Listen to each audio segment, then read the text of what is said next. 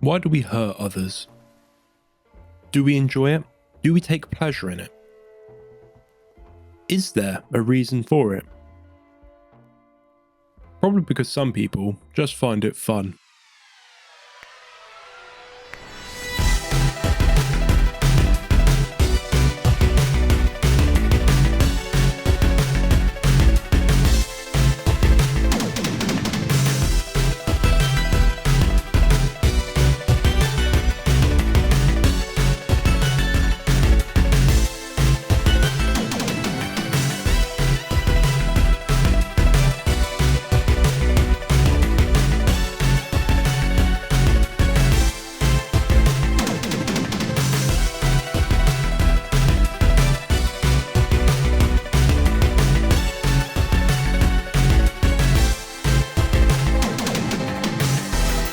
Hotline Miami, probably my second favorite indie game that I've ever played, and well, why is that?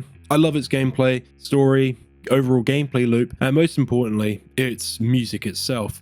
The game has a bopping soundtrack, and for my fellow heisters out there, they know why this music slaps so hard. Only God knows how much I've actually listened to this music. Developed by Dennerton Games, which consisted of two people. Fuck me, let's see if I get these names right. Designer and programmer Jonathan Soderstrom, I think, and artist Dennis Wedden, who together developed this game over the course of a few years. Now, initially, a lot of people when looking at Hotline Miami might just see it as a game that is just sort of a game. There's not a lot to it, there's nothing really being said here, and it's just there for the sake of having fun. Even the designers and developers of the game themselves do state that this game doesn't really have a reason for the acts that you do and a reason for the game's story, I guess. But even under the gaze of the neon lights and retro's 80s aesthetic and music, the game honestly does have a lot more to say under its hood, with its key themes it puts on display being explored in rather interesting detail.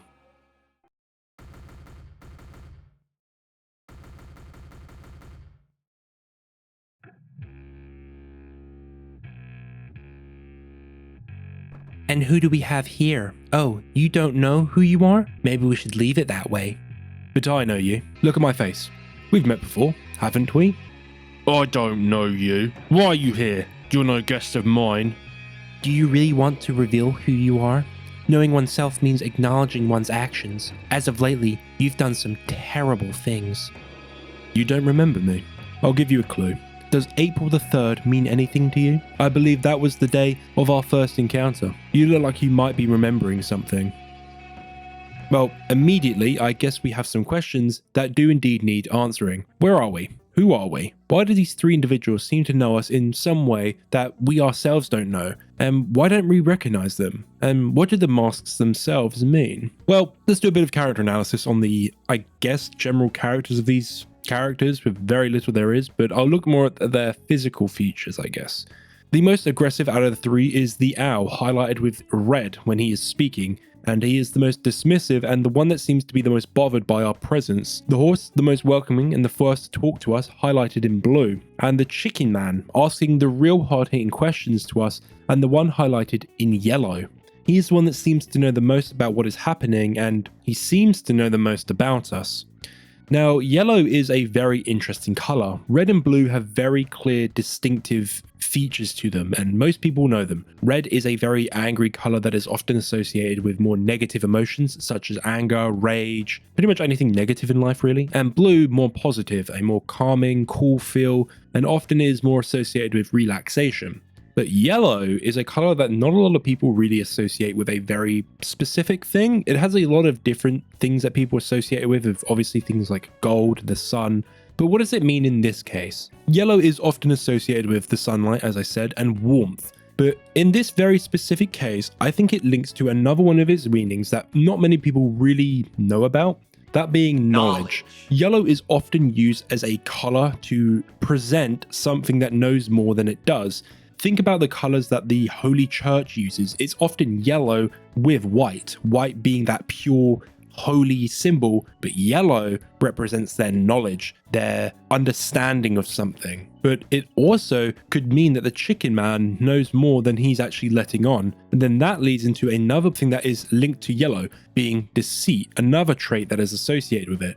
I think the best one I can think of off the top of my head is the other chicken man in media, Gus Fring. Hello, Big Sus. Who is often associated with the color yellow, and he is a very deceitful man in the entire story of Breaking Bad.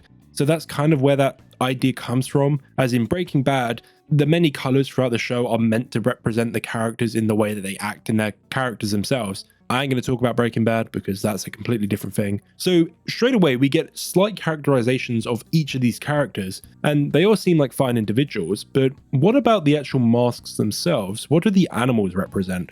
Well, I'm sure we all know the animals, horses, owls, and chickens, but what do each of them honestly represent? Each animal does represent something in cultures and many things, but here it's a bit hard to make the link, in my opinion, especially with these three specific animals. The owl often is used to sort of present an evil in life, and they are often seen as evil. Horses are often seen as good, and chickens are chickens. They're stupid. But they do represent fortune as they lay eggs. Horses are an interesting animal because they have a lot of symbolism behind them and have been used throughout a lot of history and a lot of stories as well, such as the Four Horsemen of the Apocalypse. But in this case, I think the horse is more used for its more beautiful nature, and they're often used to symbolize someone's inner strength. But in this actual game, I can't really find a link for each of the animals with their colors more specifically. I think it's just more of a cool thing, I'll be honest. But what about their names? Surely they link to their characters in an interesting way. Don Juan is a reference to a Spanish folktale or fictional character who was sentenced to hell for being a serial womanizer. Wait, what? Okay, a bit odd, but it could link to how Jacket views women here, being a being of pure desire and desire through sexual methods. And in a way, horses do represent sex and sex symbolism in a certain way. Why is that? Don't ask me. I'm not knowledgeable enough. Okay, what about the owl? Rasmus. This is a Scandinavian name meaning beloved. That is a bit of a juxtaposition to the way he treats us, but it could be a roundabout way to show that anger can be a way of love and way of truly caring about someone. Okay, what about Richard, the chicken? Well, it can mean strong in role, linking to how he is the one leading the conversation with his many questions. But his name is also the long version of Dick, which links to cock, and he is wearing a chicken mask. So it could just be a roundabout way of making a funny dick joke. But let's get into the actual game now, starting on April 3rd, 1989, Miami, Florida. And now we go to the date that was mentioned by the Chicken Man, April 3rd, which means that we should meet the Chicken Man today. Investigating the apartment, you'll be led towards a phone highlighted with an arrow, and picking up the phone, you have one new message. Hi, this is Tim. At the bakery, the cookies that you ordered should be delivered by now. A list of ingredients are included. Make sure that you read them carefully. Okay, so leaving the apartment, we find a delivery with our cookies in it, which is some cloves and a target list. The target is a briefcase. Discretion is of the essence. Leave target at point F32 inside the dumpster. Failure is not an option. We'll be watching you. Now, if it isn't clear already, we seem to be employed by someone or some corporation with them handing out our assignments with spoken code. Cookies is a mask, the chicken one, and a target list. Our first target is a briefcase, and we have to drop it off at a location. And they also inform us that we are being watched, so we better make the higher-ups happy and do a good job. So we leave with our car and get to work, entering the first level. Prelude, the metro. Now, the chicken mask has a name, Richard. Is this the name of the Chicken Man, or is this just a name that was given to the mask? We don't know, but let's just put it on and do our job, I guess. And what is that job? Well, to kill everyone in the building and retrieve a briefcase. Why do we kill these people? Who knows? We were just told to do it, and we do it. Now, I guess with this being our first thing of gameplay, let's talk about gameplay of Hotline Miami. The gameplay is obviously a top-down shooter, and it is done very well. You walk with WASD and aim with the mouse, and you click right to pick up weapons, and you left click to swing, shoot, and stab. And if you press right mouse again while holding a weapon, you then proceed to throw said weapon. And this is a very simple system that works really well. The just simple feeling of Hotline Miami is such a fun gameplay system, because then you have the brutal violence that is in the game, which makes it feel so much more impactful and makes weapons feel more powerful than they actually are. But even enemies are just as powerful, with Jacket here dying in one single hit which makes the game feel a lot harder than it actually is, as you can very easily exploit this game with things like corner peeking and really exploiting AI. And of course, either your best friend in the game or your worst nightmare, doors. Running through a door causes it to swing open, and if it hits an enemy, it knocks them down. But doors are also bulletproof, and also you can't hit an enemy through a door, making them also very useful at times, but also so bloody annoying at times because they can save enemies and get you killed when enemies use them effectively to close the gap on you. Funnily enough, Jacket's character design looks slightly familiar to me, but I can't seem to put my finger on it. The game really encourages a fast and hard gameplay style, with a score system encouraging you to play as fast as you physically can, with the score system having a combo multiplier within it, which has a very tight window to maintain said combo. This, as I said, encourages the player to go as fast as possible and find ideal routes to tackle the enemies in the best method that they see fit, and also to deal with enemies how they see fit, with certain weapons, ranges, how to approach them from the back, from the front, what enemies to take out in which order. It is a very fun system, and the very simple nature of the game makes it more, I guess, harder to master at times as well. Enemy variety is okay. There's a few different ones, with different weapons being used in their respective ways by enemies, but you've also got some unique enemies, like big boys, who can only be killed with shotguns, dogs who are annoying at times because they're really fast and you can't punch them, and some fun simple boss fights which do spice up the gameplay from now and then. My only complaint with Hotline Miami's gameplay is its overall feel. It feels awkward at times.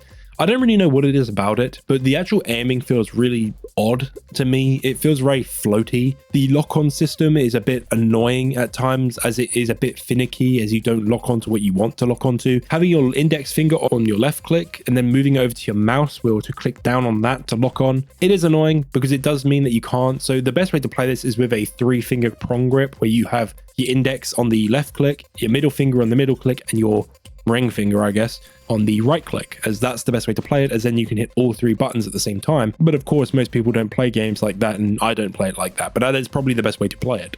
But also, there is a bit of weird hit registration in this game. I don't know. It feels like sometimes you'll be swinging a weapon and you'll just miss, or guns just feel like they're shooting blanks. It's very odd, but it is okay. It's very passable, but I think I've been spoiled too much by Ocho, because that has such a solid system compared to Hotline Miami's system, which is, it is old at this point, but I still think it holds up very well to this day. And the overall score system is such a fun thing to play with, and I really do like Hotline Miami for this reason. Its simple nature. I really do miss games like this, and I really do wish we got more games with more simple mechanics like this.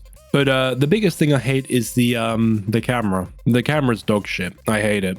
The camera has this weird thing where you can zoom around to look around the map to get a better feel for it, but it often leaves you to feeling, I guess, disorientated. It often feels hard to keep aim on enemies because it feels like you lose them too quickly, or the aiming's just off when you zoom around, you lose where your mouse is. It's a really odd system, and the worst thing is that enemies can shoot at you when you can't even see them. So it's really hard to keep track of enemies at all times because they'll often just shoot from you off screen and there's nothing you can do about it. If an enemy shoots at you and you're standing still, you're dead. There's no way you can dodge it. It's not like Ocho where you have the focus thing and a health bar. You're dead. You get hit once, you're out. That's it.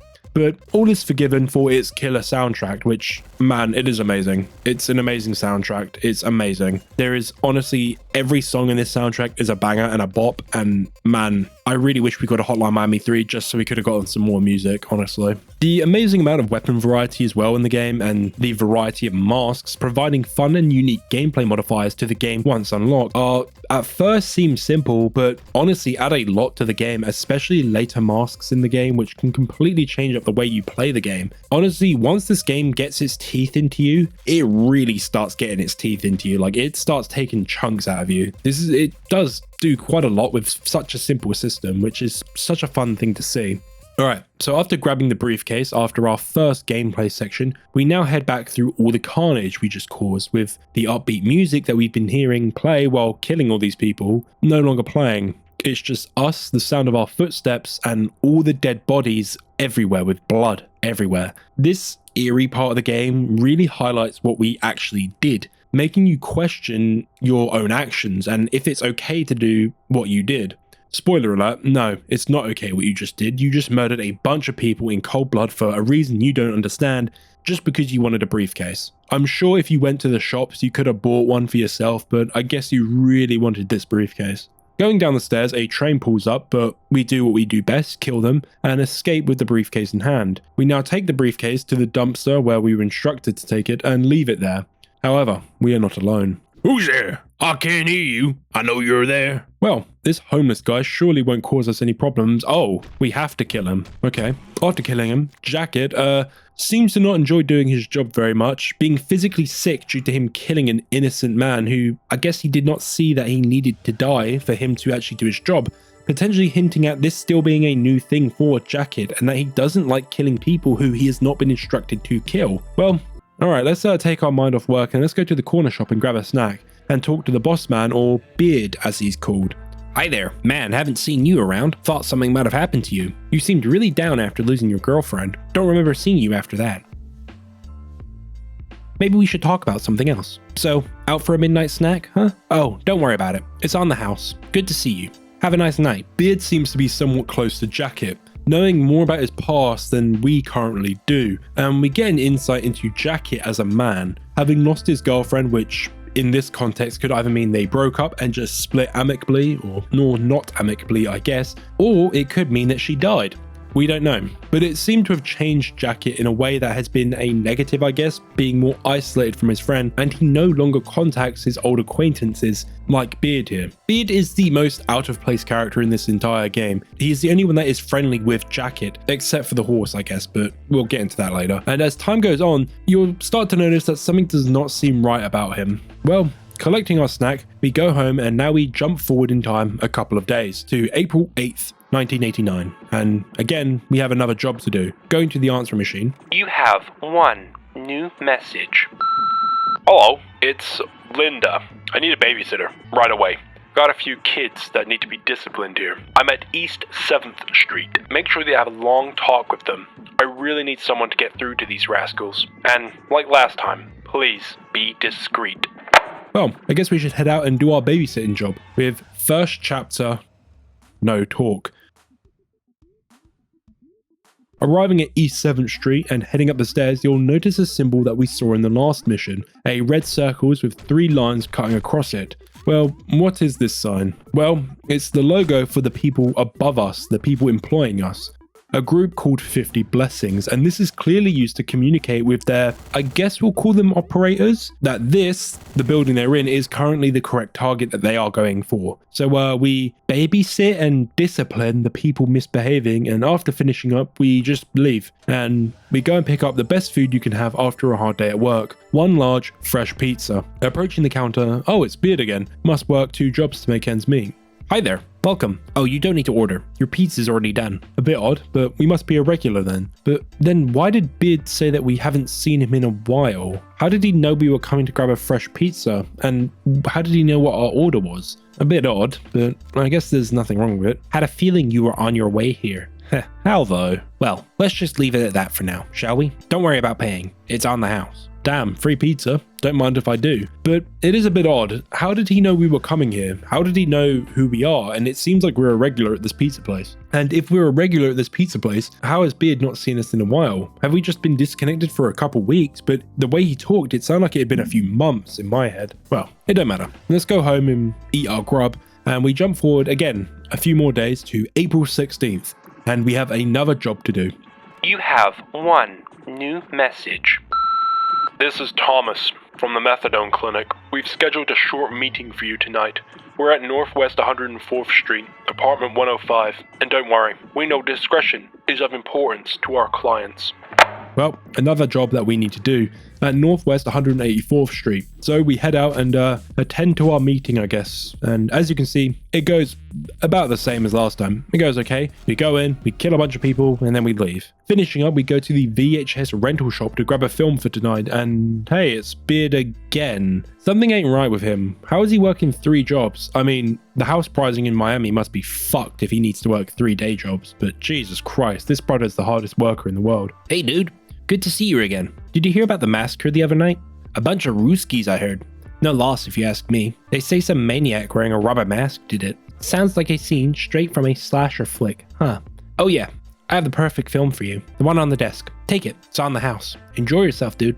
Well, Beard here gives us a couple of answers what we've been doing. It seems we've been killing a bunch of Ruskies or Russian mobsters, and in the apartment there are newspaper clippings with Jacket collecting them to, I guess, piece together what he himself has been doing, with police reports about our actions and about who we've actually been targeting and what these ramifications of our actions are. And Beard comments on a bunch of Ruskies or Russians being killed. And whenever you say there is a group of Russians, you're probably talking about the Russian mob. So the group contracting us, 50 Blessings, seems to be against the Russian mob. I wonder why that is. Well, grabbing our film of choice, we then head back home. We jump forward to April 25th. And yes, another job from 50 Blessings. Hi, it's Kate from Hotline Miami's dating service. We have set up a date for you this evening. She'll be waiting for you at Southwest 53rd Place. As usual, make sure you wear something fancy. Ooh, a nice date. Let's go meet our date, I guess. Third chapter, Decadence. And yes, our date is with a bunch of Russian mobsters, and more specifically, their leader, or more specifically, a large black man who is filming some interesting content with the lady being a film producer for porn, probably. With the lady probably not consenting to do said filming. God, I do everything by myself, huh? Now, to kill the large filmmaker here,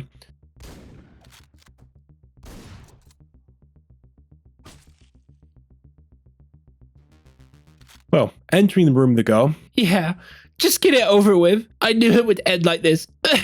But you see, you can't kill her. So we do the next logical thing in a situation where we can't leave a girl, but we also can't kill her. We take her home with us, obviously. Was this specifically our target, or was the film producer the target, as they said it was a date? Are we saving her because it's our job, or is it more of a selfish reason? And like any good businessman, after a long day at work, we head to the bar and meet Beard again. Man, this guy seems to have a lot of jobs. Hi there, welcome. You don't look well, sir. Are you alright? Are you sure it's okay for you to be drinking? Alright, then I'll get you something special. Do you like sweet or sour? Maybe you want it bitter. This is a very basic conversation that you'd have with any bartender, and this is not a pub. I saw someone call this a pub. This is very much a bar. Pubs and bars are a bit different here in the UK, because a pub is not like this. But it seems like he doesn't know us at all. He doesn't know what we would order. He doesn't even seem to know us, calling us sir. It's a bit odd, but Beard seemed to be a friend of ours when we went to the convenience store. But in the bar, he doesn't even know our drink of choice, which most friends do know each other's drink of choice because often you're ordering drinks for each other. It's just a bit odd, but these Beards don't seem to be the same person. Well, let's retrieve our drink and I guess we'll head home and do what most people do in America, drink and drive. And we move on to part 2, questions. Yeah, I've got some of those as well.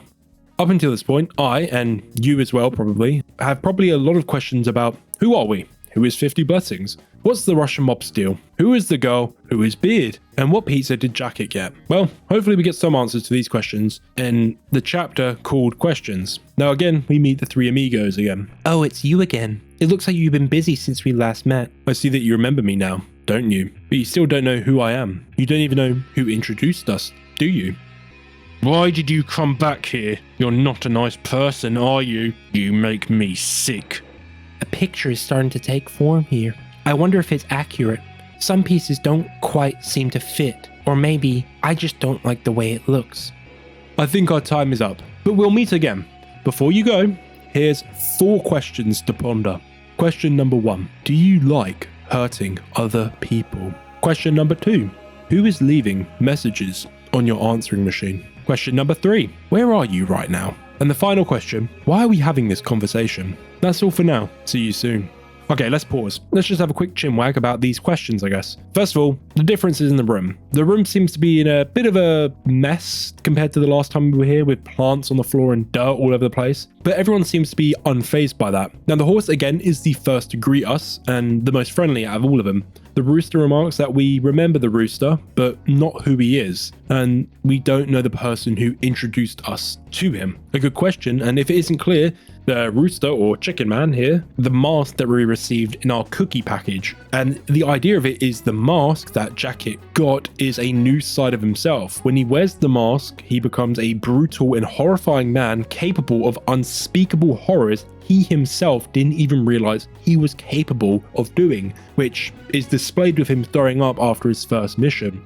So if the rooster is Jacket when he's doing his job, what do the other two represent? Okay, so if the one in the middle is a direct mirror of himself, another side of his personality, the other two are sitting on each side of this personality, one on the left and one on the right. And immediately this emulated the imagery of a devil and angel sitting on each shoulder of someone. And their appearance also mirrors something from Jacket's life that also embodies this. The horse, the girl he saves, the angel part of his life. The owl, the hundreds of Russians that he has killed, representing the emotions of hate, anger, and the woman for the horse representing more happy emotions, I guess. With her appearing throughout the game to care for Jacket, and slowly they build a, I guess, positive relationship. We don't actually get any more dialogue with her at all, so we don't actually know. I don't know. I guess she falls in love with him, Stockholm Syndrome or something. Probably, as Jacket is definitely not a good person, as he himself has stated by the owl, hates himself and makes him sick. So that probably means this is in his mind then. But what about these 4 questions given to us by the Chicken Man?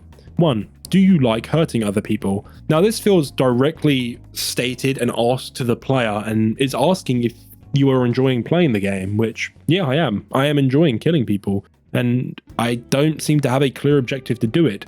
I just kill them because it's fun. No one picked up this game because they were interested in the story. They were interested in the killing part of the game. So I guess, yes, we do enjoy hurting other people. Question 2, who is leaving the messages on our machine? Well, we can assume it's 50 blessings, but the people who are directly leaving the messages, we don't know. They seem somewhat powerful, and they have employed someone like Jacket, who is capable of some extreme violence, to do their dirty work for them, and he is nothing but dependable for his line of work. Question 3, where are we at now? Well, as I stated, it is a good question, and we don't have a solid answer, but from analysing said characters and what it probably means, it looks like we're seeing a glimpse into Jacket's psyche and his mind, with each of the characters and their masks representing a different part of his being. The Chicken Man being the, I guess, person he is when he's working, the owl being his hatred, and the horse being his love and positive side. And question 4, why are we having this conversation now? Also a very quick question which we don't know the reason for. Why are we having this conversation now? Why is it important that we have said conversation at this point in time? Why not later? Why not earlier? We don't know. I guess we should continue and find out. May 5th, 1989, Miami, Florida. Good evening. This is Blake speaking. We have a job for you. There's a power outage over on 24th Northeast Street. We want you to take care of it. We already sent someone over a while ago, but it seems you didn't do a very good job. Head over there right away. They're expecting you. Keep it quick and clean. So they sent another operative to do this job, but they seem to have made a bit of a meal out of the situation. I wonder what happened. Well, let's get into 4th chapter, tension. While going through the first part of the mission, I definitely didn't struggle way too much with this part of the game. And going upstairs, we eventually come to a room which seems to be rigged to blow, and opening the door, yes, it does blow up as soon as you touch the door. Now, the only way to actually get into this room without killing yourself is to shoot the door with a shotgun. However, the previous operator is in the room and is being, I guess, tortured by the Russians and tied up to the bomb. So can we save him? Do we have to kill him? Well, yeah, we have to. There is no way around it. We have to kill him. So yeah, let's blow him up. Having fulfilled our request and killing all the Russians and cleaning up after the previous operative, return to our car and we arrive at the store for some midnight munchies. And we can see a man who looks to be masked being assaulted by 4 Russians, but we can't do anything about it. Let's just enter the store and talk to Beard. Oh, hi there. Good to see you. I was worried about you. The city streets don't seem so safe anymore, you know? With all the killings and all that, I mean. Don't worry about paying. You're my friend. Your money's no good here. Have a nice night. Right, so our money is no good here. What the fuck does that mean? And yes, from what we can see, violence is pouring out onto the streets with this masked individual who, don't know who he is being assaulted by 4 Russian men. But let's just grab our snack and leave, I guess. It does seem weird that the Beard that is in the convenience store seems to be so friendly with us compared to the VHS, pizza, and the bartender. I don't know. It's a bit odd, but who cares? Let's just go home. May 11th, 1989, Miami, Florida. Now, the woman that we saved a few nights back is still with us and is in the bathroom, but it seems that she is still sleeping on the sofa and not on the spare bed in our apartment. Also, the house looks a bit cleaner. Well, good for the two of them maintaining their living space and clean living, as clean living only promotes a healthy and positive lifestyle. But again, we have work, so let's get our assignment. It's Dave from Miami Pest Control. We need you. A client at Southwest 104th Street is having a vermin problems. Try to handle it as quick and swift as you can. Someone else will clean up for you after you leave. Make sure not to bother any of the neighbors. Well, seems to be a rather normal job with nothing really sticking out of the ordinary to me. Just killing to make a living, I guess. 5th chapter, full house. And honestly, it goes fairly normal. We enter, we kill, we leave. However, if you keep a crowbar on you as you're leaving, you can walk around to the back of the building and enter a manhole. And opening it, you can find another one of 50 Blessings operators. And this man has a name. His name is Jones after we obtained his mask. And my god, it is a beautiful crocodile mask. Hey Starbreeze, take notes. Look at this motherfucking mask. It's glorious. It's a shame I didn't realize that this mask was a thing until I fully beat the game, because the mask is actually pretty funny, enhancing the actual violence that is caused when you kill people. Hey, I think I get it now. This whole thing, all that has happened, it's just a dream, right? It's all just a bad dream, isn't it? I knew it. Interesting. Is it a dream? Are we dreaming? We have been leading a rather strange life up until this point, and we've seen some odd things, but nothing seems so out of place that it couldn't have been a real thing. Maybe it's just this man convincing himself to comfort himself in the last moments of his life as he drifts into his eternal sleep. Anyway, let's go get some pizza. Good evening. How are you doing? You look a bit distracted. Something got you worried? These are harsh times we're living in. I know. Haven't seen many customers lately. Maybe they lost their taste for pizza. Maybe it's time to close shop once and for all. Anyway, got your order right here. Take care now. Impossible. No one dislikes pizza. But it's true, the shop does seem to be a bit quieter from the past visit we did. Is what we are doing affecting more than just the Russian mob? Is it affecting the general population as well? A good question. What effect does the Russian mob have on the world and 50 Blessings? Are they changing society more than we think? And do they have the ability to change people's perception of pizza? Impossible. It's impossible. Are the simple jobs that we actually do more important than we believe? Why are we fighting for 50 Blessings? Who are they? What is so important about killing all these Russians? Too many questions, not enough answers. My best guess is, let's just go home and enjoy this pizza.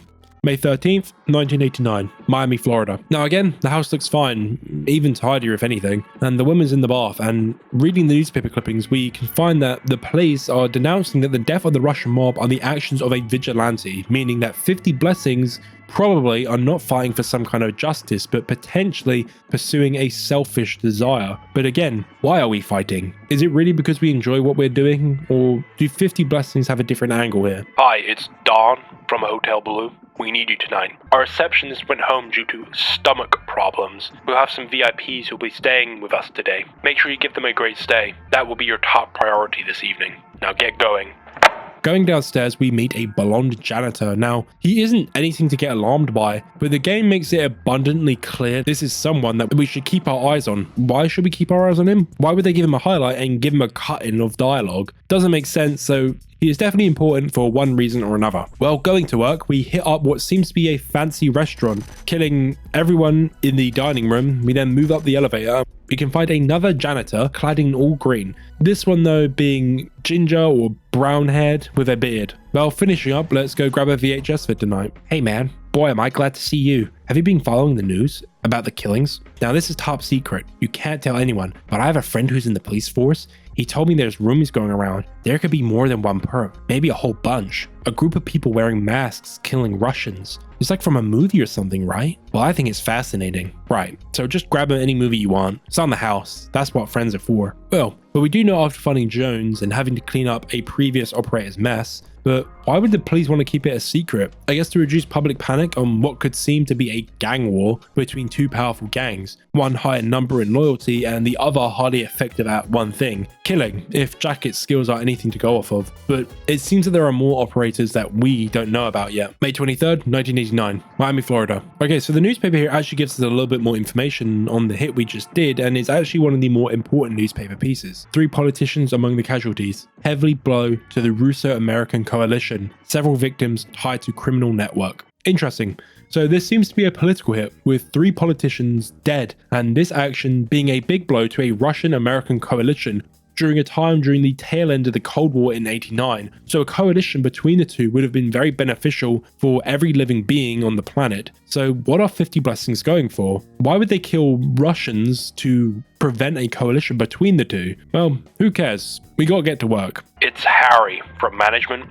We have a problem. There's a big mess over on the condos on 144th Southeast Street. One of the residents' water pipes burst. Wet all over. The whole building is going to be flooded soon. Hope you can get on that shit ASAP. Don't go easy on the mob.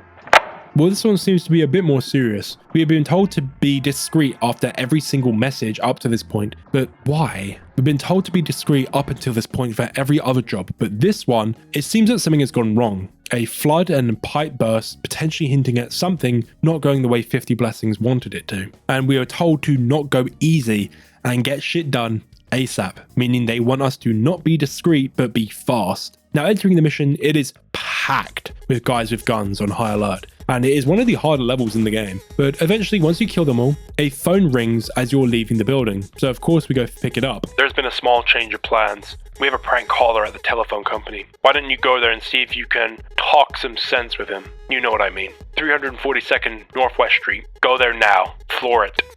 The caller here seems desperate, with the instructions not being encoded in the same way that they have been anymore.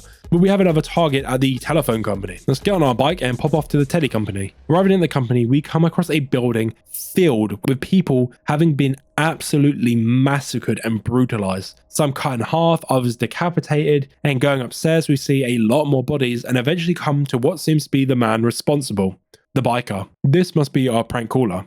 You're dead meat. Right, a good way to start a conversation, and we start a 1v1 snipers only, rust, no thermals, and now with the biker on the floor, This can't be happening. It can't end now. Not like this. And Jacket does what he does best, giving him a loving embrace. Well, after doing some overtime at work, I think Jacket has earned a drink for tonight. Welcome back, sir. How are you tonight? You don't look so happy. To be honest, I don't feel too good either. Something in the air. I don't know. I just had this really bad feeling, like something terrible has happened tonight. I haven't felt this way since San Francisco. I don't like it. Not one bit. How about a drink? It's on me. Well, we did do a lot of killing tonight, so maybe that's what was wrong tonight, but what the fuck happened in San Francisco? Like, yeah, it must be a miserable place to live, probably better than fucking London, but it's still probably a shithole. But what the fuck happened there? It's an interesting point to bring up because we don't know. But Beard does seem to be worried about something. I guess we should be more vigilant about what is happening right now and be wary of what we do next. Part 3. Visitations. So you came back? How are you feeling? You look ill. Maybe you should see a doctor. I told you not to come back here. I see that my opinion of you doesn't matter. If you insist on returning here, then I should leave. Have you thought about what I asked you last time? I'm not here to give you any answers. Questions are all I have to offer a man like you. If you're not feeling well, maybe you should rest. Some things work out best when you don't try so hard. No matter who you are, bearing too much weight inevitably leads to the collapse of everything. Never heard truer words in my life. Want a good piece of advice? If you feel this, so especially if you feel like you're bearing too much weight, find someone else to dump all your problems on. Just joking. But find a social circle who can help lift you up when you start to fall, and make sure you do the same for others. Next time we meet will be the last. I can see it in your eyes.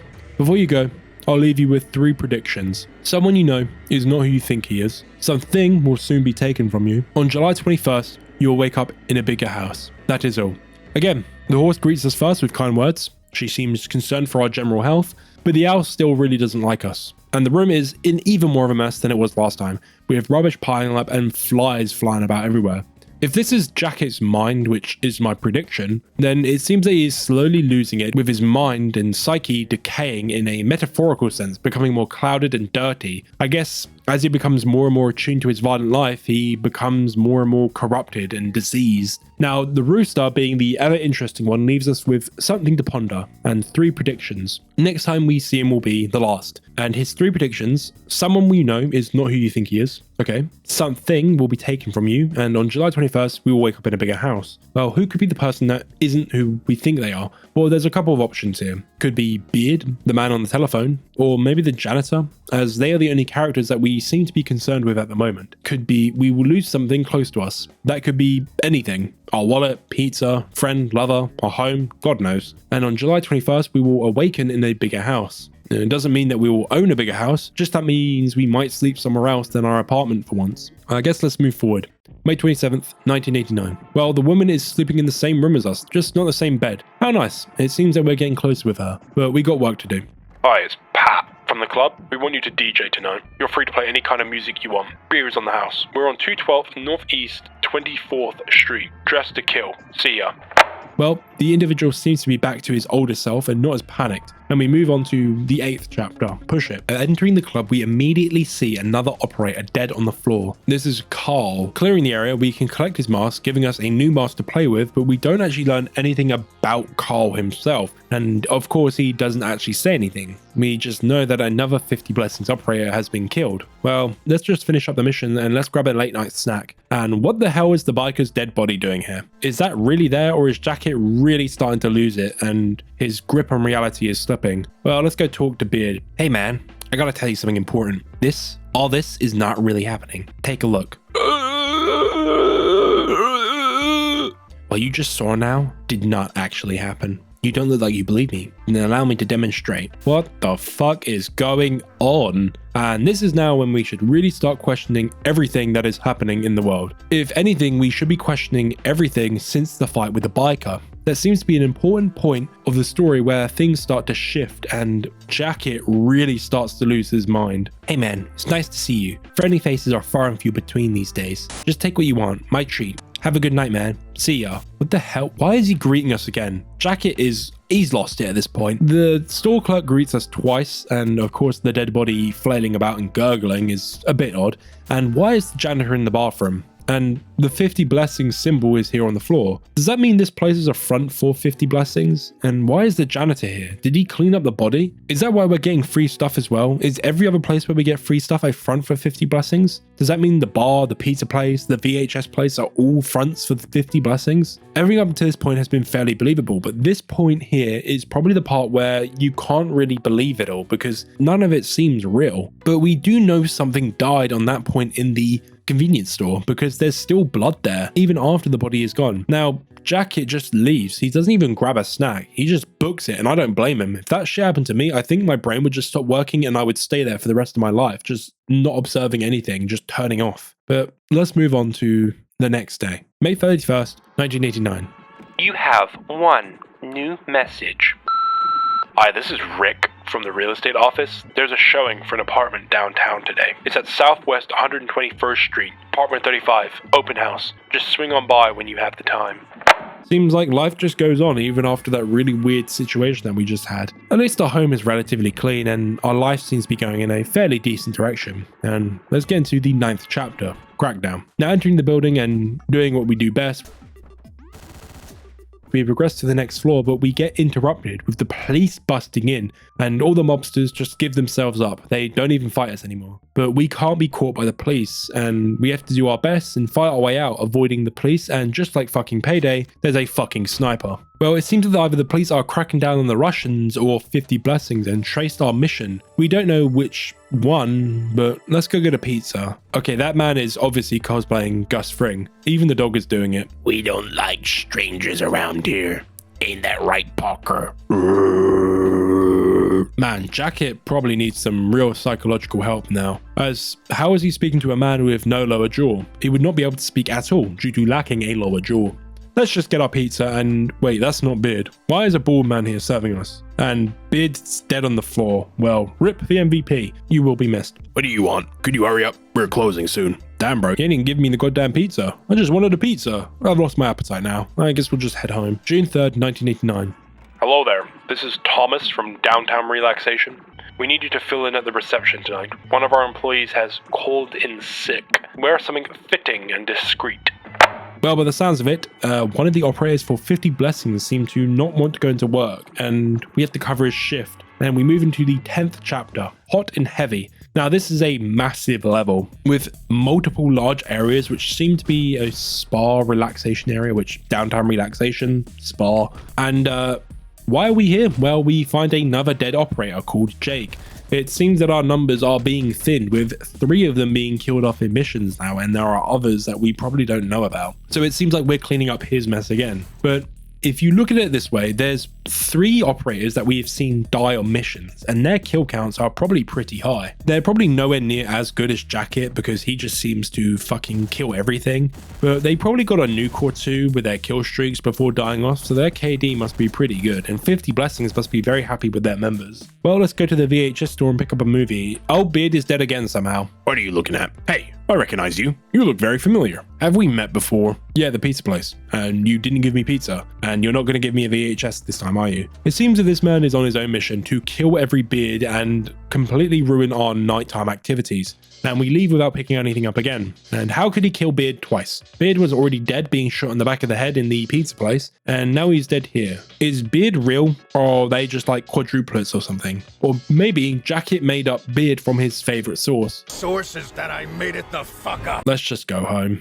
June 8th, 1989. Yeah, my face, asshole. What is happening? He better not be nicking all the fucking milk. Jacket is completely lost it now. Unless this is just a normal thing in Miami, I don't know. I don't think dead mobsters should be rummaging through your fridge when you wake up in the morning. Also, the beds are next to each other now, meaning that the woman and Jacket seem to be getting pretty close now. Being close enough to sleep together. Well, I guess let's just get our next assignment from our job. This is Jim from the office. Just wanted to remind you that your report is due tomorrow morning. Have it on my desk by 8. 312 Southeast Street is the address, in case you forgot.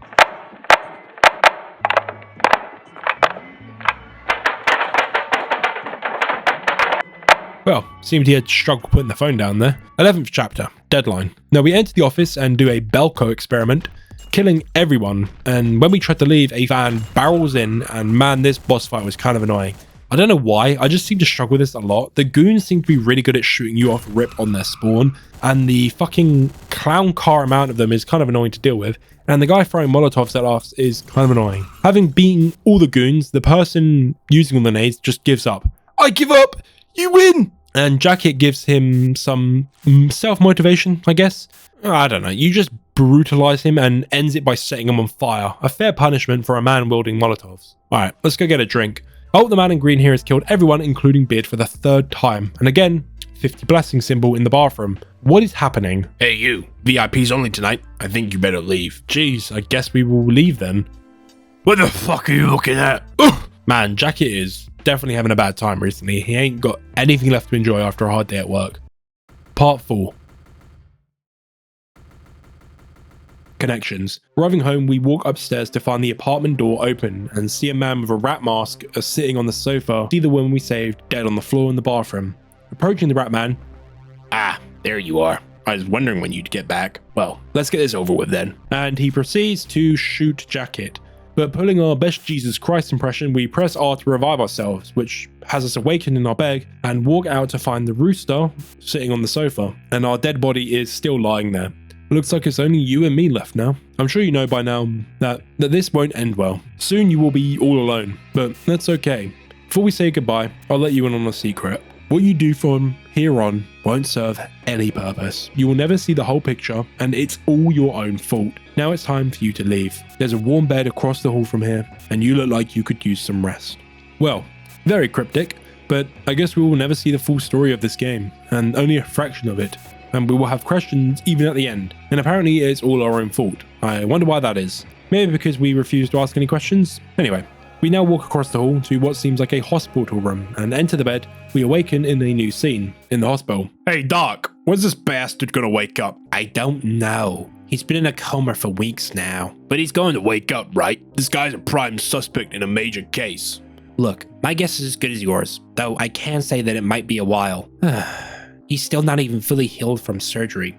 Is there anything you can do? We need this guy. You people weren't able to save his girlfriend. I mean, we got the perp who shot him in the locker, but that asshole ain't saying shit. And what makes you think this guy will? Well, we got some interesting dialogue here. We see that the person that shot us and our girlfriend is in jail, but it seems that we've been put in a coma after being shot, and we finally awake from our coma on July 21st. Hey look, it's the date the Chicken Man said earlier on. And guess what? We did awaken in a bigger house, so his prediction did come true. I guess the Chicken Man is never wrong. And we have this stealth section, which is definitely not annoying to play because we get splitting headaches and we can barely control Jacket in a reasonable manner with the controls being all skew width. So we have to escape the hospital without being seen by any of the cops or any of the staff, and we carry on our missions. And in the words of the Chicken Man, we have no purpose. It's now all up to us what we do. After escaping the hospital, Jacket goes home and changes into his regular clothes, and we find our apartment is ruined with a body chalk outline on the floor where our girlfriend died. We have the 50 blessings symbol on the ground, an indicator that a job occurred here, so the Rat Man was with 50 blessings. Well, let's go kill him then. So where is he? Well, he's at the police station. So we start the 13th chapter, Assault. Well, of course, at the police station, we do what any sane man would do in this situation. We go in and have a talk with them. Going up all the floors to find the police chief and kill him as well. Okay, boys, the bastard will be here any second now. It's time for us to show him what we've made of. Remember your training and play it safe. Follow protocol and we'll make it out alive. And of course we do what we normally do. We just shoot him and we retrieve the key for the cells so we can go kill the man in green, or his actual name, Richter. You gotta be shitting me. Why are you... Look, man, I'm sorry about your girl. It wasn't anything personal.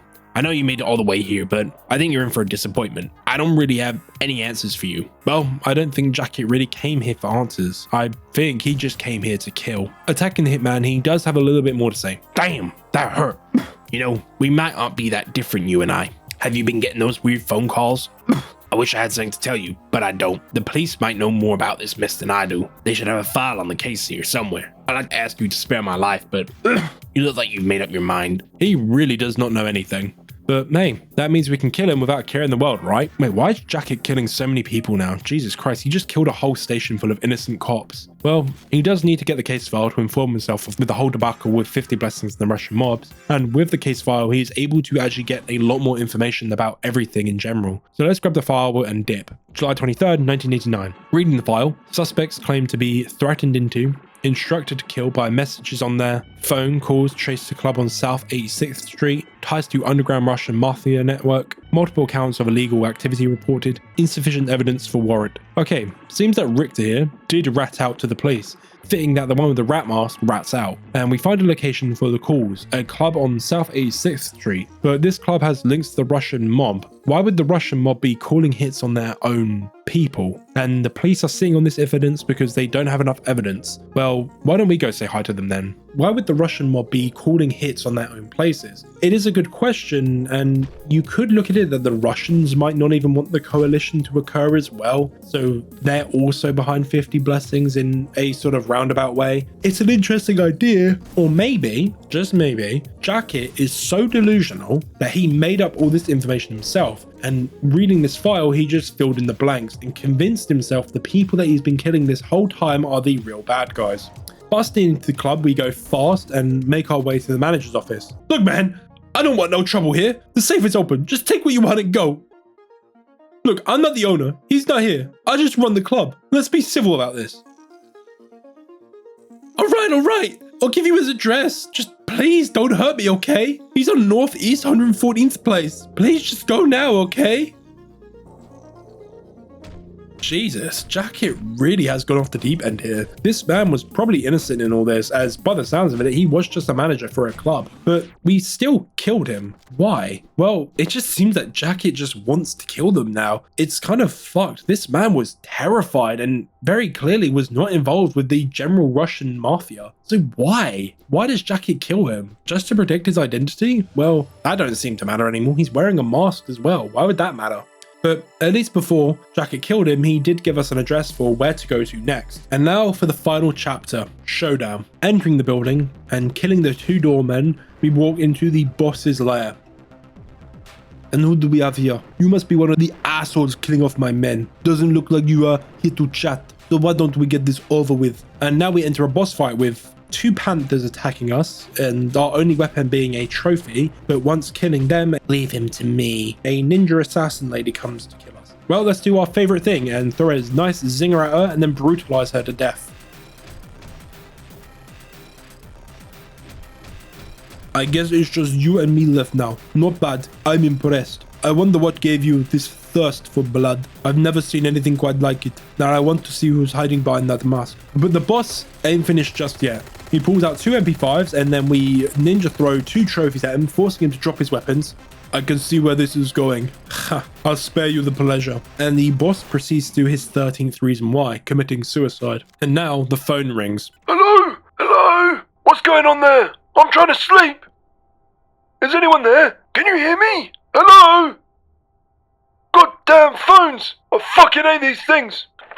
Taking the pistol from the boss, we now head up to where the call came from, and it's from an old man's room who is bound to a wheelchair. Ah, you're the one causing the ruckus. What's your business here? Ugh. Actually, why don't we skip the details? I've done so many horrible things.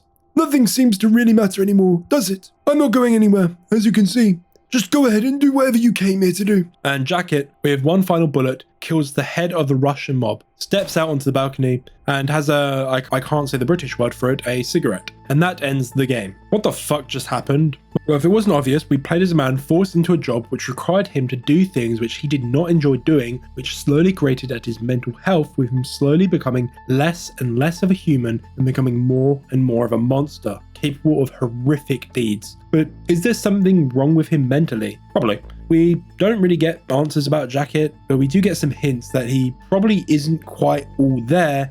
And fortunately for us, the game isn't over quite yet. Part 5, Answers. Now we go from July 23rd, 1988, and it rewinds all the way back to May 13th, 1988, and we join the biker now. You think I'm stupid, huh? I look stupid to you? I know you aren't telling me everything. You helped me get into this mess. You told me it'd be exciting, didn't you? Well, I'm fucking bored. I'm done, man. I've had it. I want out, and you're gonna tell me how. This stupid game's gonna end now, you hear me? All right. Calm down, man. You don't realize how much trouble I'll be in. There's a guy hiding out at the Blue Dragon, a tiny Chinese restaurant downtown. He knows more. Just don't mention my name to anyone, okay? I'm as good as dead anyway. And now we head out of the bar and get on our bike and we head to the Blue Dragon. And the biker is so fun to play as, I'll be honest. The throwing knives and how easily he cuts through people is just all good fun. And after beating the level and killing everyone, the biker interrogates the nerd in the back room, I guess, the computer guy. Look here, punk. I got some things I need to know, so you better answer my questions, okay? Who are the people who keep leaving me messages? And don't even think about bullshitting me, okay? I won't hesitate to pull you apart if I have to. I'll tell you what I know. Just don't hurt me. I can't tell you who's calling the shots, but they're using phone home to sweep up their trails. I only helped them set it up at the station. We'll have to hack into their system to trace them. I went into hiding as soon as the job was finished. They seem to have some form of political agenda. Scared the shit out of me. I spent all my savings on getting this rat hole. That's all I have. Phonehom, the location we fought the biker in as Jacket, and this is the reason why the bike was there in the first place. And it seems the biker is also an operator working under 50 Blessings. And according to this nerd here, they seem to have some sort of political angle to their actions. So that's probably why we were doing everything we did earlier. It was against the whole Russian-American coalition. And let's leave and we head back to the biker's place. May 16th, 1989. The apartment is the most stereotypical 80s building I've ever seen in my life. And we have another phone call from 50 Blessings. And this confirms his connection and that he is an employee of 50 Blessings. You have one new message. Hello, it's Mark from Miami Drop-Off. It seems like you missed your delivery last night. We've got another parcel for you today. Please drop off at Southwest 107th Place. Our clients will not tolerate further delays. And they seem a bit upset with him not fulfilling his previous tasks, as he said he is getting bored of it. After the call, we head out to the location given by the phone, which involves us fighting a bunch of Russians, probably to keep 50 Blessings off our tail, and then head home. May 23rd, 1989, we awaken to a woman in the toilet and a man passed out on the sofa, and we yet again have another phone call. You have one new message. Hi, it's Jane. It's nice to see you again. How about another date tonight? Pick me up at Northeast 158th Street around 9, okay? Put on one of those nice suits you've got. You're taking me somewhere fancy this evening. Well, let's head out, but instead of going to Northeast 158th Street, we go to Northwest 342nd Street, or Phonehom. And entering the building, no one attacks us, and you can choose to create the scene which we saw earlier in the game and kill everyone, or you can let everyone live, with only the CEO being the only mandatory kill in this level. Stay away from me! Security! Security! Look, sir! Please don't kill me. Please, I'll do anything. And the biker kills the CEO and hacks into the computer. Interesting. North 87th place, huh? So that's where you've been hiding. But just like earlier, Jacket appears. and they proceed to have a fight. Get out of here if you don't want to die. Okay, have it your way. And the biker takes down Jackie fairly easily. You had your chance. But instead of what occurs in the main game with the biker dying, the biker wins this engagement. Now we have a split timeline. Even the dialogue is completely different to what we heard earlier, with the phrase dead meat never being uttered by the biker in his recollection of the event. But it's almost comical how easily Jacket dies, dying in a single hit. Well, with Jacket dealt with, I guess, let's head home. May 24th, 1989. You have one new message. Hi, it's Ben from Miami Funeral Parlor. I'm calling you to let you know we have a tombstone you ordered, done and ready to be delivered. With a little luck, you should be getting it before the weekend.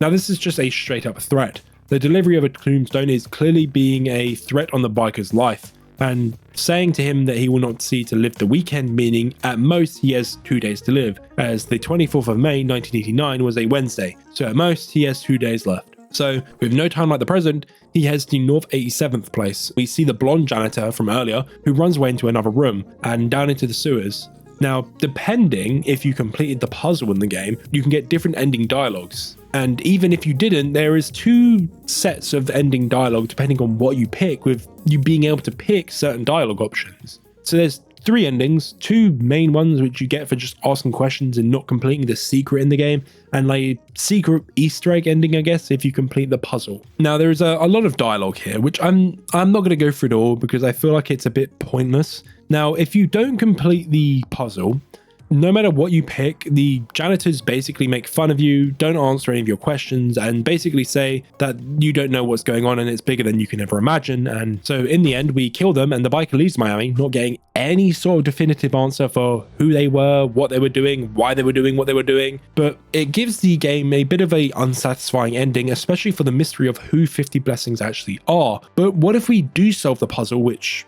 I did mention? The puzzle is spread throughout the entire game with levels containing singular letters which spell out a password you can use on the computer in the end, Donkey Kong style, like when you collect the Kong letters. And the secret ending does give a lot of context for the actions that were happening in the game. What's this? Looks like I need a password to access the computer. Let's try something. Oh, there we go. I see. So that's your game there. So this is your base of operations, huh? Infiltrating the enemy. How clever of you.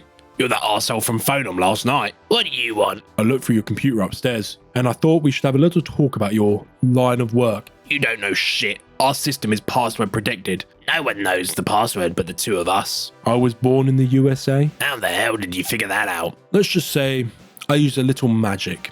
So let me get this straight. You're nationalist scumbags, you threaten your members into doing your dirty work, and this whole thing is a 2-man operation. You could say that. We like to call ourselves patriots. We volunteered to conduct this little experiment by ourselves. But I can assure you, we're just the tip of the iceberg. We're setting up operations all over the country. How did you come up with this crazy scheme? Crazy? What you need to realize is that all you gotta do to get people to do what you want them to do is to make them think there will be consequences if they don't. The principle our whole society is built upon. So it's okay to threaten people into killing each other. Wake up, man. Don't you see this country is at war? 50 Blessings is a foundation for patriots. Our members must fill out a form in which they state they are willing to die for the sake of our nation. You might remember this. You're a member too, right? And you expect to topple the Russo-America coalition using methods like this? Oh, don't you worry about that.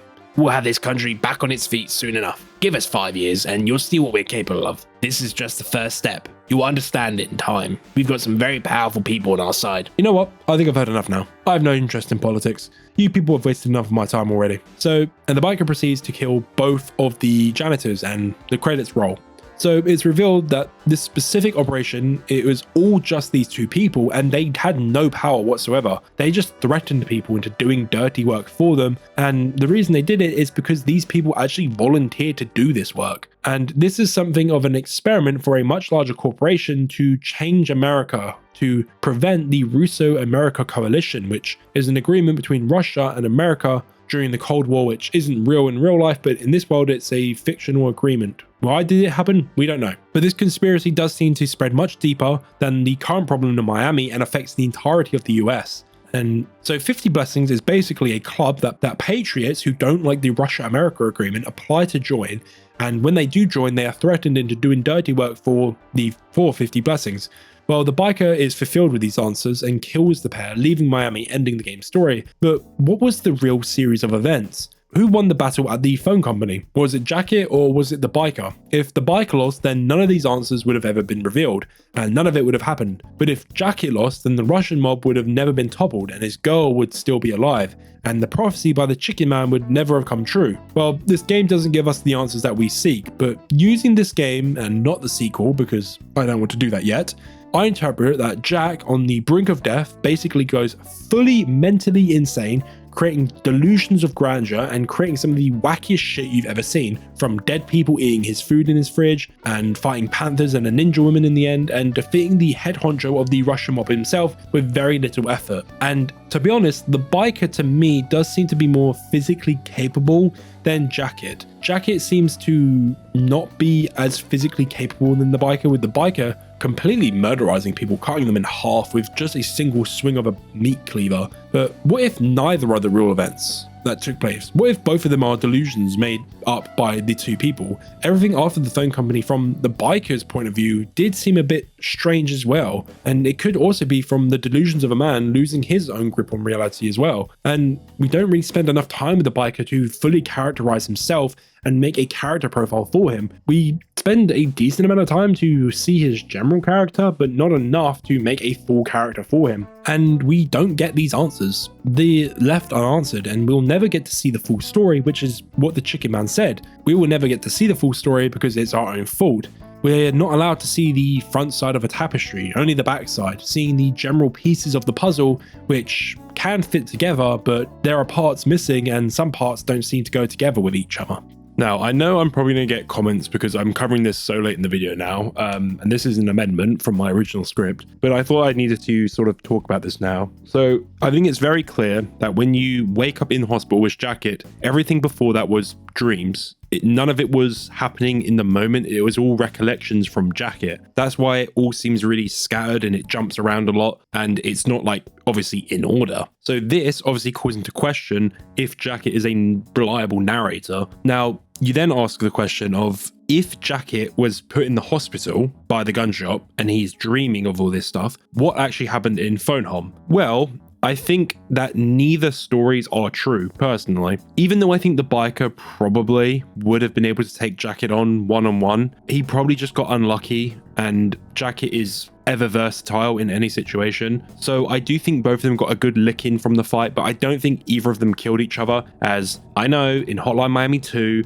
Jacket and the biker appear after that date, I think, if I'm remembering correctly. But I purposely tried to avoid looking at Hotline Miami 2 because I wanted to look at this game in isolation. I really do prefer to look at games in isolation when they're the first game in the franchise. When I look at Hotline Miami 2, of course, I'll look back to Hotline Miami 1 to fill in the gaps of the story. But in this is what we were given here. So if you want my interpretation of it, I think that probably both of them survived this encounter, but Jacket was so mentally damaged by this point that he just started making stuff up, and then that obviously calls into question everything else that happened earlier in the game. So from the first mission that we did, we don't know if any of it actually happened. So it does create a really interesting story, and also a nice sort of message about the dangers of mental health and how it can affect someone so much in their mental perception of their own life. And it is scary at that. Now, obviously, I'm not an expert in that because I personally don't suffer with anything akin to this, but I think it is a cool way to show how cognitively someone can become so disconnected from what's actually real, and they believe it so much themselves that they can imagine it in this vivid detail in their dreams. But of course, that also brings into question the next actions after Jacket gets out of the hospital. Was all of it real? Was it fake? I honestly think it's real, genuinely. I think all of it's real. I think Jacket was so deluded that he just decided he wanted to kill all of the Russian mob, and he just went out of his way to do it. And I'm going to sound like a broken record. Hotline Miami 2 does fill in these details a bit more, but I think that's kind of what's special about this game. And what makes it such an interesting game to dive into is you never really get all the answers that you need from just this game. And it's honestly quite sad that Hotline Miami 2 does tie up everything really nice in a bow that we'll never get another game like this, probably. The devs have made it very clear that they have no real interest in revisiting a game of this style, i.e. Hotline Miami 3, because they're like, the story's done, what's the point? But I don't know, I'd love another game like this, even if it's completely disconnected. I just love a similar game in style to its storytelling structure, because it really does tell an interesting story in my opinion. Okay, so I kind of missed this part of my video when I initially scripted it, because I actually didn't think to do it. Because the gameplay is that good, I didn't actually think about talking about it that much. Now, of course, I talked about like the doors and stuff earlier, but something I didn't touch on was the weapon variety. I did say it was good, but I'm going to retract that statement, I think. The weapon variety in this game is very simple. Obviously, you have a lot of weapons. You have, you know, baseball bats, throwing knives, darts, shurikens, bricks, hammers, axes, 4 types of gun, AR, shotgun, pistol, SMG, other SMG, double barrel, revolver. You have 7 guns, I think, which are all really fun to use and they're all pretty unique. But the melee weapons to me is where the game sort of lacks a bit. Obviously, each melee weapon has like different swing speed, different range, like swing range, but they never felt too unique to use. And I think that's my main complaint, is none of the weapons felt really like useful in any sort of situations. So a shotgun isn't like amazingly better at close range, or an AR isn't much better at longer ranges. It often feels like whatever you have in your hands, you can just kill with it. But I guess that is fun in a way, but also it makes sort of juggling weapons feel less important. And it often means that you can just stick with a weapon for the entire level. Like you can just run around with a knife and you can complete the game very easily and you never have to drop it. And I kind of think that's kind of sad when you discourage that sort of weapon experimentation. So I think it would have been cooler if weapons had durability. So after like 3 kills, let's say, they would break and you'd have to pick up another weapon, which obviously isn't challenging, but it discourages you from sticking with the same weapons over and over and over again. So that would be something I would like to change in this game. Again, I haven't looked at Hotline Miami 2. It's been about 7 years since I played Hotline Miami 2. But also the games, I think I said this earlier, the movement is kind of is a bit iffy to me as well. But they're my main complaints about the game's overall thing. Song-wise, one of my favorite songs. Let me give you a top. I'm not going to play the songs because copyright and all that. And you know, I would not mind making a tiny bit of dosh on this video. They're all great. The entire soundtrack for this game is amazing, genuinely. There is not a single weak one, honestly, and I love all of them. I like Horse Stepping, Hotline, Daisuke, A New Morning, and let's say It's Safe Now. I do like It's Safe Now. They're my top 5. I like all of them. Any of them could have been up there, but they're the ones that stick out most to me. Daisuke is probably the one that I like the most, though. Yeah, that's enough amendment from editing Croc. Let's carry on with the video. The game leaves a lot of its story up for interpretation, and I guess we'll find out what can be glistened when I dive into the second game, Hotline Miami 2, Wrong Number. But in conclusion, let's do some closing thoughts. What is the actual message influencing Hotline Miami's story? Well, if it isn't obvious already, it's very clear that it has a message about the glorification of violence in media, news, games, films, everything, and how mental issues such as identity disorders and a very weak grasp on reality can cause so much pain and suffering for individuals both physically and mentally, and how utilizing violent methods to push an agenda of your beliefs, politics, or something more personal will only cause the same violence that you inflicted on someone to be reciprocated upon yourself from the other person, or potentially on those they love in the case of Jacket. And in the case of 50 Blessings, the danger of patriotism and nationalism, which both are fine things to have, but when they are pushed to such an extreme that people's judgment gets clouded and they start to lose their way, causing violence for the sake of causing violence for patriotism, even though it doesn't truly achieve their goal of what they initially set out on. Or, more easily, I guess, the main message of this game, Florida fucking sucks, man. Hey, thanks for watching. This is a bit of a different game. I know I've been doing a lot of horror recently, but I don't want to pigeonhole myself into horror, so I thought to do a game that I love, Hotline Miami, and sort of diving into its lore and talking about the game's themes as well. Again, thank you for all the recent support, genuinely. I recently got partnered with YouTube, which I did not think would happen, which is very fun. I do plan to keep going hard, and there are a couple videos that I do plan on doing up until the end of this year. I don't know what's next after this. I'll probably get this done. I don't know when I'm getting this done. For December, I haven't decided what game I want to do yet. It might either be Hotline Miami 2 or another horror game, another indie horror game. Fear and Hunger 2 I'll probably do in January because I'm not ready to tackle that yet. But also for the end of the year, I kind of want to do a recap of the end of the year for the entirety of 2024, like gaming in general. So this is a call to action, I guess, if this video does well enough. For that video, I would like for you guys to comment your favorite games of 2024 in general. It could be old games that you played, new games. I would like new games because I like to highlight new games particularly. But it could be anything. It could be the obvious shit, like the obvious game of the year nominations this year, or small indie games that you played that really surprised you. Because I'd like to make it more of a general thing, because obviously the 2024 recap video for me will be a lot of my personal thoughts and opinions on the games, but I'd love to hear from you what games that you fell in love with this year, what games that you really enjoyed this year. And